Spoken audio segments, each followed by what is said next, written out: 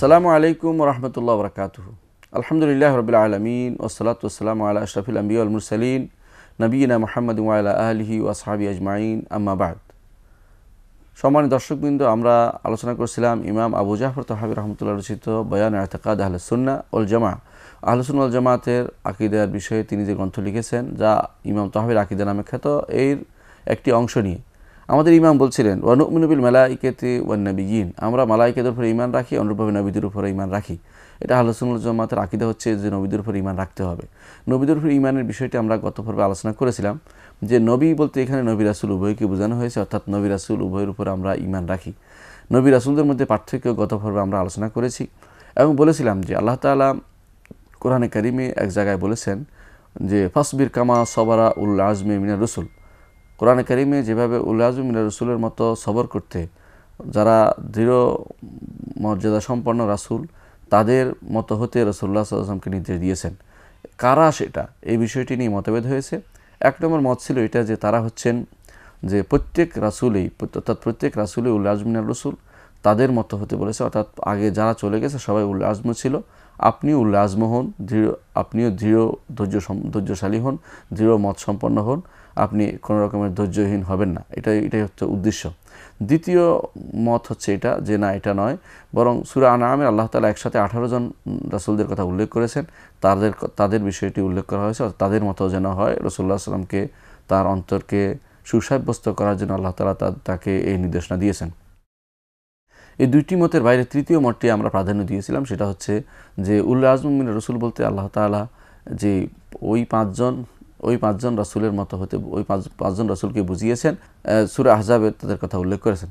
তার মধ্যে সূরা শুরা আল্লাহ তাআলা বলেছেন শারা'a লাকুম মিনাদ-দীনি মা ওয়াসসা বিহি নূহান ওয়াল্লাযী আওহাইনা ইলাইকা ওয়া মা ওয়াসসা বিহি ইব্রাহিম ওয়া মূসা ওয়া ঈসা, যে হে উম্মত, রাসূলুল্লাহ সাল্লাল্লাহু আলাইহি উম্মতদেরকে বলছেন আল্লাহ তাআলা শারা'a লাকুম, তোমাদের জন্য আল্লাহ তাআলা প্রবর্তন করেছেন, দিন প্রবর্তন করেছেন, মা ওয়াসসা বিহি নূহান, যা তিনি ওসিয়ত করেছেন নূহের, অর্থাৎ নূহ আলাইহিস সালামের কথা উল্লেখ করেছেন। তিনি বড় শরীয়ত পেয়েছেন নূহ আলাইহিস সালাতু ওয়াস সালাম। অনুরূপভাবে ওয়াল্লাযী আওহাইনা ইলাইকা, এবং যা আপনার কাছে প্রেরণ করা হয়েছে, অর্থাৎ রাসূলের কাছে যে ওহী আসছে সেটাকে শরীয়ত হিসাবে আল্লাহ তাআলা প্রবর্তন করে দিচ্ছেন। অর্থাৎ তিনি ওহীর মধ্যে সীমাবদ্ধ না, বরং সেটাকে বাস্তবায়ন করতে হবে শরীয়ত হিসাবে, সেটাকে দুনিয়ার বুকে সুপ্রতিষ্ঠিত করতে হবে। ওয়ামা ওয়াসাইনা বিইব্রাহিমা, অনুরূপভাবে ওই শরীয়ত যে শরীয়ত আল্লাহ তাআলা ইব্রাহিম আলাইহিস সালামকে দিয়েছেন এবং মূসা আলাইহিস সালামকে দিয়েছেন, ঈসা আলাইহিস সালামকে দিয়েছেন, যে তাদের প্রত্যেকেরই একটি কথা ছিল, একটি কাজ করতে হবে, আন আকিমুদ্দিন, দিনকে সুপ্রতিষ্ঠিত করতে হবে, দিনের বাণীকে সবার কাছে পৌঁছাতে হবে। আকীদাগত তাওহীদের বিষয়টি যেহেতু সবাই ঐক্যমত, এই বিষয়টি সবার কাছে পৌঁছাতে হবে, বিষয়টি প্রসার করতে হবে। ওয়ালা তাতাফাররাকু ফি, এই ব্যাপারে কোনো রকমের ভিন্ন মত পোষণ করা যাবে না বা কোনো রকমের ভিন্ন মত গ্রহণযোগ্য হবে না।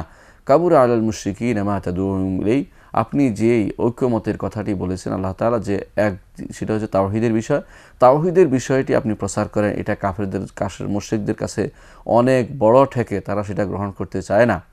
আল্লাহু ইয়াজতাবি ইলাইহি মান ইয়াশা ওয়া ইয়াহদি ইলাইহি মান ইউনিব, আল্লাহ যাকে ইচ্ছে তার দিকে কাছে ডেকে আনেন, তাওহীদবাদী বানান। ওয়া ইয়াহদি ইলাইহি মান ইউনিব, যে তার দিকে ফিরতে চায় আল্লাহ তাআলা তাকে তার পথের হেদায়েত দিয়ে থাকেন। সূরা শুরা আল্লাহ তাআলা এটা উল্লেখ করে সূরা 13 নম্বর আয়াতে এই 5 জন নবীর কথা উল্লেখ করেছেন। এই 5 জন নবী আহজাবে আল্লাহ তাআলা তাদের সম্পর্কে উল্লেখ করেছেন ভিন্নভাবে।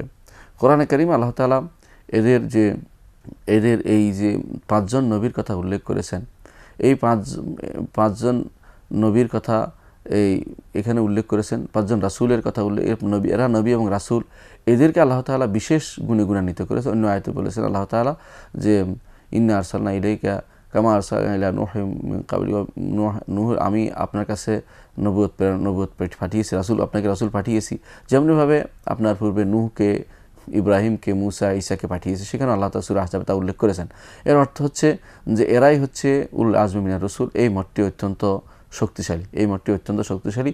এর আরেকটি প্রমাণ হচ্ছে হাসরের মাঠে আল্লাহ তাআলা এদের কাছেই কিন্তু বনি আদমের লোকেরা যাবেন বলে ঘোষণা দিয়েছেন। রাসূলুল্লাহ সাল্লাল্লাহু আলাইহি ওয়াসাল্লাম প্রথমে আদম আলাইহিস সালাতু ওয়াসাল্লামের কাছে যাবে, তিনি পথ দেখিয়ে দেবেন যে উল আজমি মিনার রসুলদের কাছে যাও।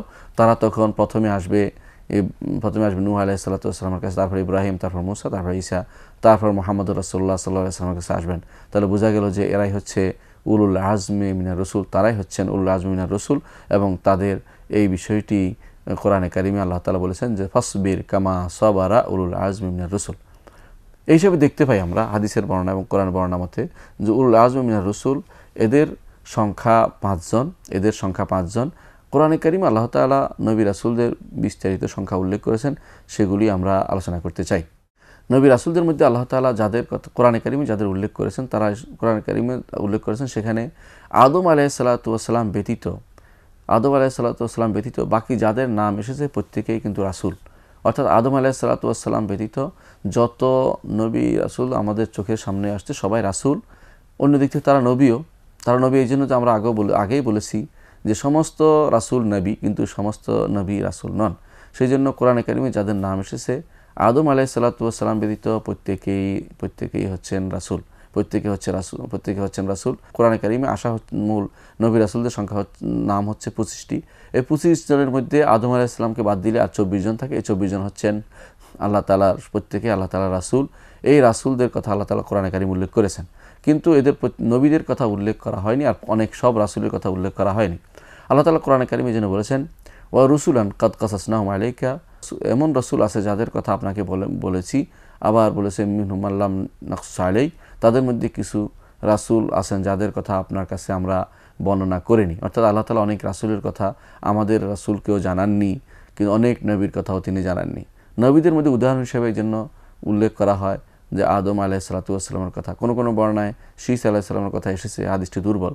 কোনো কোনো বর্ণায় আর সুস্পষ্টভাবে সহিহ হাদিসে এসেছে যে আল্লাহ তাআলা এক নবীর জন্য সূর্যকে থামিয়ে দিয়েছিলেন, তিনি হচ্ছেন ইউশা বিন নুন। তার সম্পর্কে বিভিন্ন বর্ণায় আসছে তিনি হচ্ছেন মুসা আলাইহিসসালাতু ওয়াসসালামের পরবর্তী নবী। সেই নবীর সময়ে তিনি যুদ্ধ করে বাইতুল মাকদিসে তার সাথীদের নিয়ে। মুসা আলাইহিস সালাম যারা তিহের মধ্যে আটকা পড়েছিল তাদেরকে তিনি ওই লোকালয়ে তিনি প্রবেশ করেছিলেন। তাহলে বোঝা গেল যে নবী রাসূলদের একটি ব্যাপক গোষ্ঠী নবী রাসূল ছিলেন। তাদের মধ্যে হাদিস অনুসারে দেখা যায় 314 জন ছিলেন রাসূল, আর বাকি যারা ছিলেন 1,24,000 তারা ছিলেন নবী, এবং তাদেরকে আমাদের দেশে পয়গাম্বর বলা হয়। পয়গাম্বর অর্থ হলো বার্তাবাহক, নবী অর্থ বার্তাবাহক, একটা ফার্সি শব্দ আর একটা হচ্ছে আরবি শব্দ নবী। বাংলায় আমরা তাদেরকে বাণীবাহক বা বার্তাবাহক হিসেবে নিতে পারি।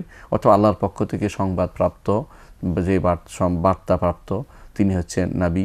আর যিনি বার্তাপ্রাপ্ত হয়ে অন্য কাফেরদের কাছে যিনি প্রেরিত হয়েছেন তিনি হচ্ছেন রাসূল। ঈমানদার কাফের উভয় কওমকে যিনি দ্বীনের দিকে আহ্বান করেছেন, ব্যাপক তার নির্দেশনা, তিনি হচ্ছেন রাসূল। নবী রাসূলদের মধ্যে আল্লাহ তাআলা নবী এবং রাসূল উভয়কেই কিন্তু আল্লাহ তাআলা কিছু নিদর্শন দিয়েছেন, যেগুলো বলে আয়াত নিদর্শন দিয়েছেন। এবং প্রত্যেককে আল্লাহ তাআলা এমন কিছু নিদর্শন দিয়েছেন যেগুলোর উপরে মানুষ যেগুলি দেখে মানুষ ঈমান এনেছে। রাসূলুল্লাহ সাল্লাল্লাহু আলাইহি ওয়াসাল্লাম বলেছেন যে আল্লাহ তাআলা যখনই কোনো নবী পাঠিয়েছেন তখনই তাকে এমন কিছু নিদর্শন দিয়েছেন যা দেখে তখনকার লোকেরা ঈমান এনেছে। তারপর তিনি বলেছেন যে আমাকে এই কোরআন দেয়া হয়েছে নিদর্শন হিসাবে। তাহলে বোঝা গেল আল্লাহ তাআলা প্রত্যেক নবীকেই তার সত্যতা প্রমাণের জন্য, প্রত্যেক রাসূলকেই তার সময়কার সত্যতা প্রমাণের জন্য সেই সময়ের উপযোগী তাকে নিদর্শন দিয়েছেন। আমাদের নবী মুহাম্মদ রাসূলুল্লাহ সাল্লাল্লাহু আলাইহি ওয়াসাল্লাম যেহেতু সব সময়ের জন্য এসেছেন পরবর্তী, সেই জন্য তাকে এমন এক কিতাব দেওয়া হয়েছে যে কিতাব কিয়ামত পর্যন্ত নিদর্শন হিসেবে থাকবে। এটাই বলা হয় কোরআনে কারিমে আয়াত বলা হয়েছে। রাসূলুল্লাহ সাল্লাল্লাহু আলাইহি ওয়াসাল্লাম হাদিসে সেগুলিকে আয়াত বলা হয়েছে। এগুলিকে আমাদের দেশের মানুষ মুজিজা বলে থাকে। কোরআনে কারিম বা হাদিসের শব্দ কোথাও মুজিজা আসেনি। মুজিজা ভিন্ন শব্দ, আয়াত ভিন্ন শব্দ। এজাজের মাসালা শুধু কোরআনের সাথে জড়িত, তেমনি কোরআনে কারিমের সাথে আরও নিদর্শন জড়িত রয়েছে। কিন্তু নবী রাসূলগণের জন্য আসলে মূলত সব জায়গায় এজাজের প্রয়োজন নেই, নিদর্শন প্রয়োজন। নিদর্শন হিসেবে আসছে কোরআনে কারিম। আল্লাহ তাআলা বলছেন যে আয়াত বায়িনাত, সুস্পষ্ট নিদর্শন আল্লাহ তাআলা জায়গায় জায়গায় বলেছেন। নবী রাসূলদেরকে আল্লাহ তাআলা আয়াত দিয়েছেন, নিদর্শন দিয়েছেন, সেগুলোর উপরে ঈমান এনেছেন। যুগে যুগে যারা ঈমান আনা তারা সেগুলো দেখে ঈমান এনেছেন। এটাই হচ্ছে, এগুলির উপরে আমাদের বিশ্বাস স্থাপন করতে হবে। আমাদের ইমাম এজন্য বলছেন, ইমাম আবু জাফর তাহবী রাহমাতুল্লাহি আলাইহি বলছেন ওয়া নাহনু মুমিনুনা বিযালিকা কুল্লিহি, আমরা এই সবগুলোর উপর ঈমান আনি। অর্থাৎ যে এই নবী রাসূলদের সবার উপর ঈমান আনি এবং তাদের কাছে যা আসে সেটার উপর ঈমান আনি। তিনি এরপর বলছেন লা নুফাররিকু বাইনা আহাদিম মির রাসূলি, নবী রাসূলদের মধ্যে আমরা কোনো রকমের পার্থক্য করি না। নবী রাসূল পার্থক্য করার অর্থ কী? অর্থাৎ পার্থক্য করি, কোরআন যেভাবে পার্থক্য করেছেন, মুসা আলাইহিস সালাম আলাদা ছিলেন, ঈসা আলাইহিস সালাম আলাদা ছিলেন, এতে কোনো সন্দেহ নেই। সবাইকে এক মনে করি না, কিন্তু পার্থক্য করি না অর্থ এই অর্থে যে ঈমানের ক্ষেত্রে কোনো তারতম্য করি না। ঈমানের ক্ষেত্রে কোনো তারতম্য করি না। আমরা মনে করি প্রত্যেকেই আল্লাহর পক্ষ থেকে প্রেরিত রাসূল ছিলেন, তারা আল্লাহর পক্ষ থেকে বাণী প্রাপ্ত ছিলেন, তাদের উম্মতের কাছে তারা তাদের উম্মতের কাছে বাণী পৌঁছিয়েছেন, এবং আমরা তাদের প্রত্যেকের উপর ঈমান আনি, কারোর বিরুদ্ধাচরণ করি না, কারোর বিরুদ্ধে বিশুদ্ধার করি না, কারোর বিরুদ্ধে কোনো কথা বলি না। এই জন্য রাসূলুল্লাহ সাল্লাল্লাহু আলাইহি ওয়াসাল্লাম বলেছেন, তোমরা কেউ লা তুফাদ্দুলুনি আলা ইউনুস ইবনে মাত্তা, তোমরা কেউ ইউনুস বিন মাত্তার উপর আমাকে শ্রেষ্ঠ বলো না। এটা রাসূলুল্লাহ সাল্লাল্লাহু আলাইহি ওয়াসাল্লাম নিষেধ করেছেন, কারণ যাতে করে হিংসা হানাহানি তৈরি না হয় এবং কেউ না মনে করে তার মর্যাদাহানির ব্যাপারে কিছু মনে না করে, সেই জন্য রাসূলুল্লাহ সাল্লাল্লাহু আলাইহি ওয়াসাল্লাম তার নিষেধ করেছেন। সেই হিসেবে আমরা বলি যে লা নুফাররিকু বাইনা আহাদিম মির রুসুলি, যেভাবে আল্লাহ করেছেন, আল্লাহ তাআলা যেভাবে বলেছেন সেভাবে আমরা আমাদের ইমামের কথা থেকেও বুঝতে পারি। তিনি বলেছেন এই আকীদা পোষণ করতে হবে, অর্থাৎ আল্লাহর রাসূলদের মাঝে ঈমানের ক্ষেত্রে, মর্যাদা দেওয়ার ক্ষেত্রে কাউকে কোনো রকমের পার্থক্য করা যাবে না। প্রত্যেকেই মর্যাদাপ্রাপ্ত রাসূল হিসেবে মনে করতে হবে, প্রত্যেকে আল্লাহর সম্মানিত বান্দা হিসেবে মনে করতে হবে, আর প্রত্যেকে আল্লাহ তাআলার পক্ষ থেকে রাসূল হিসেবে এসেছেন। আমরা ঈমান আনি যে এরা সত্যিকার অর্থে রাসূল। এদের মধ্যে কারো কথা আল্লাহ উল্লেখ করেছেন, কারো কথা আল্লাহ তাআলা উল্লেখ করেননি। আল্লাহ তাআলা কোরআনে কারীমে বলেছেন, মিনহুম মান কাসাসনা আলাইকা ওয়া মিনহুম মান লাম নাকসুস আলাইকা, এদের কথা কারো কথা উল্লেখ করেছে, কারো কথা উল্লেখ করেনি। ওয়া নুসাদ্দিকুহুম কুল্লুহুম আলা মা জাউ বিহি, আমাদের ইমাম বলছেন যে তারা যা নিয়ে এসেছেন সেটার উপরে আমরা প্রত্যেকেই সেটার উপরে আমরা সত্যায়ন করি, সত্য বলে বিশ্বাস করি। কীরকম সত্য বলে বিশ্বাস করি? আমরা মনে করি যে প্রত্যেক নবীকে আল্লাহ তাআলা নিদর্শন দিয়েছেন, সেই নিদর্শন সত্য, সেটা আল্লাহর পক্ষ থেকে প্রাপ্ত, নিজেরা কোনো কিছু তৈরি করেননি, বরং আল্লাহর পক্ষ থেকে সেটা প্রাপ্ত হয়েছেন। এবং এই জাতীয় নিদর্শন আমাদের নবী মুহাম্মদ রাসূলুল্লাহ সাল্লাল্লাহু আলাইহি ওয়াসাল্লামকে আল্লাহ তাআলা ব্যাপক দিয়েছেন। তার মধ্যে একটি নিদর্শন হচ্ছে কোরআনে কারীম, কোরআনে কারীম আল্লাহ তাআলা এই জন্য ঘোষণা করেছেন, কেউ যদি কোনো একজন নবীর উপর ঈমান আনতো, কেউ যদি কোনো রকমের কার্পণ্য করে বা কোনো সন্দেহ পোষণ করে, তার ঈমান হবে না। যে ওয়ায়াকুলু, যারা বলে নু'মিনু বিবাদিন ওয়া নাকফুরু বিবাদিন ওয়া ইরিদুনা আন ইয়াত্তাখিযু বাইনা যালিকা সাবিলা উলাইকা হুমুল কাফিরুনা হাক্কা, যারা বলে যে নবীরা যা নিয়ে এসেছেন তার কিছুর উপর ঈমান আনবো, কিছুর উপর আমরা অস্বীকার করব, তারা মনে করে দুইয়ের মাঝখানে একটা পথ অবলম্বন করবো, অর্থাৎ যেই কথা শুনতে ভালো লাগে তারা সেটা মানবে, যেটা তাদের ভালো লাগে না এটা মানবে না। নবী রাসূলদের কথা থেকে তারা যে উৎস, অর্থাৎ তারা দুনিয়া চলার উৎস হিসাবে, অর্থাৎ মানব জীবনের সমস্যার সমাধানের উৎস হিসাবে নবী রাসূলদের কথাকে একটি উৎস মনে করে, আরও বহু উৎস তারা গ্রহণ করে নিয়েছে। আল্লাহ তাআলা তাদের সম্পর্কে বলেছেন, উলাইকা হুমুল কাফিরুনা হাক্কান, তারাই হচ্ছে বাস্তবিকভাবে কাফের। বরং প্রত্যেক নবীর উম্মতের জন্য কর্তব্য হচ্ছে সেই নবী যেই মত দেখিয়েছেন, যেই পথ দেখিয়েছেন, যেই পথের উপর চলেছেন, সেই পথকে পরিপূর্ণভাবে গ্রহণ করা। আমাদের নবী মুহাম্মদুর রাসূলুল্লাহ সাল্লাল্লাহু আলাইহি ওয়াসাল্লাম ইসলাম নিয়ে এসেছেন, এবং ইসলামের তিনি যে কোরআন এবং সুন্নাহ নিয়ে এসেছেন, যেই ব্যাখ্যা অনুসারে চলতে তিনি আমাদেরকে নির্দেশনা দিয়েছেন, এর বাইরে আমরা যদি কিছু অংশ গ্রহণ করি, এর কিছু অংশ অন্য কোনো মতবাদ থেকে গ্রহণ করি, তাহলে সেটা হবে কুফরি, এবং সেটা আমরা তখন এই আল্লাহ তাআলা এই বাণীর ধমকির ভিতরে পড়ব যে উলাইকা হুমুল কাফিরুনা হাক্কান, তারাই হচ্ছে বাস্তবিক কাফের। এই জন্য আমাদের মনে রাখতে হবে যে প্রত্যেক নবীর উপর আমরা ঈমান আনি, এক নম্বর শর্ত। দ্বিতীয় হচ্ছে, কোনো নবীর ব্যাপারে আমরা যদি কোনো অস্বীকার করি, তাহলে আমরা যেন প্রত্যেক নবীকে অস্বীকার করলাম। এর প্রমাণ হচ্ছে কোরআনে কারীমে আল্লাহ তাআলা বলেছেন, কাযযাবাত কওমু নূহিনিল মুরসালিন, নূহের কওম সমস্ত রাসূলকে অস্বীকার করেছে। কিভাবে সমস্ত রাসূলকে অস্বীকার করেছে?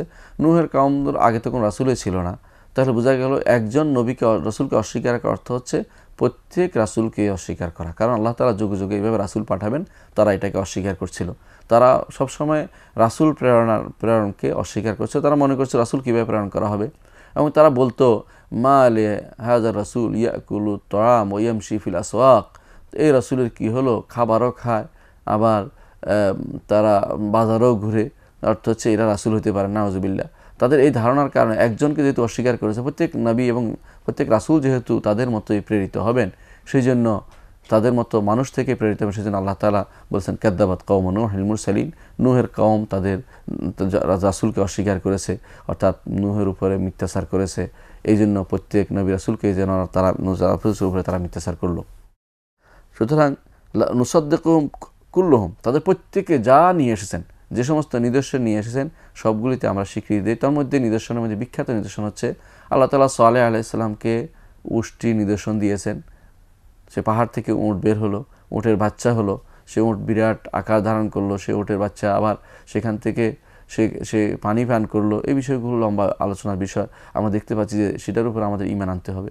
অনুরূপভাবে আল্লাহ তাআলা হুদ আলাইহিস সালাতু ওয়াস সালাম তাকে এমন এমন মর্যাদাপন্ন করলেন যে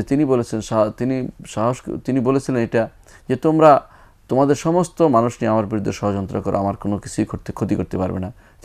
তারা কিছুই ক্ষতি করতে পারেনি।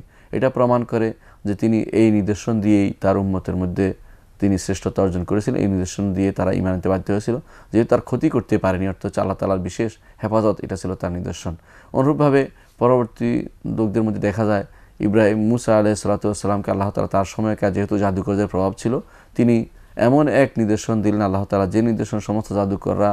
যে নিদর্শনের সামনে সমস্ত জাদুকররা মাথা নত করতে বাধ্য হয় এবং প্রত্যেকেই এই নিদর্শনকে মেনে নিয়ে ইসলাম গ্রহণ করে এবং আল্লাহ তাআলার আহ্বান, আল্লাহ তাআলার ইসলামের সুশীতল ছায়া তারা অবগাহন করে।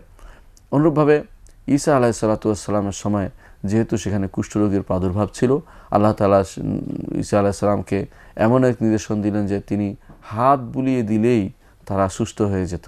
তাহলে সেই জাতীয় নিদর্শন সমূহ আল্লাহ তাআলা তখন দিলেন। সেই নিদর্শনগুলোর উপর আমরা ঈমান আনি যে ওই সময়ের জন্য ওই নিদর্শনগুলি প্রয়োজন ছিল এবং সেগুলি সঠিক ছিল এবং সেগুলি দেখে অনেকে ঈমান আনছে। আমাদের নবী মুহাম্মদুর রাসূলুল্লাহ সাল্লাল্লাহু আলাইহি ওয়াসাল্লামকে আল্লাহ তাআলা অনেক নিদর্শন দিয়েছেন। সেগুলির মধ্যে একটি বড় নিদর্শন হচ্ছে কোরআনে কারীম, যার আলোচনা আমরা পূর্বে করেছি। এই কোরআনে কারীম একটি বড় নিদর্শন। এইটার উপর যেভাবে ঈমান আনতে হবে, পূর্ববর্তী সমস্ত নবীদের যে সমস্ত নিদর্শন ছিল, আয়াত ছিল, সেগুলোর উপর আমরা ঈমান আনতে হবে আমাদেরকে, নাহলে আমাদের আল্লাহ রাসূলদের উপর ঈমান সুপ্রতিষ্ঠিত হবে না। এই বিষয়টি নিয়ে আমরা ইনশাআল্লাহ আরও আলোচনা করব। ততক্ষণ আপনারা সুস্থ থাকুন, ভালো থাকুন। আসসালামু আলাইকুম ওয়া রাহমাতুল্লাহি ওয়া বারাকাতুহু।